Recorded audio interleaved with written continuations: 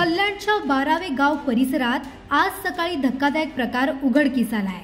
कचराकुंडीजवळ गोणीत गुंडाळून टाकलेली 1 महिन्याभराची नवजात बालिका रडण्याच्या आवाजावरून स्थानिक नागरिकांच्या हाती लागली। तातडीने खडकपाडा पोलिसांना याची माहिती देण्यात आली। पोलिसांनी वेळ न दवडता चिमुकलीला रुग्णालयात दाखल केले असून तिची प्रकृती स्थिर असल्याचे सांगण्यात आले आहे। दरम्यान निर्दयी पालकांचा शोध घेण्यासाठी 3 विशेष पथके सक्रिय करण्यात आली आहेत।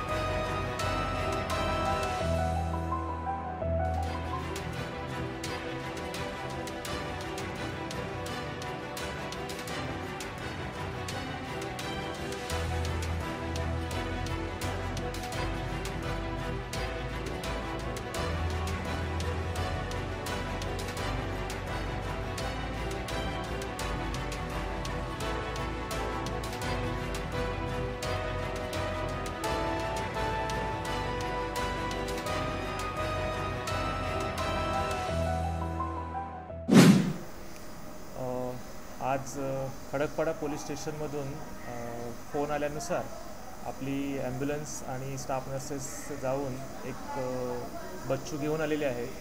1 ते 2 दिवसाचं बच्चू आहे, फिमेल बच्चू आहे आणि त्याचं वजन 2 किलो आहे।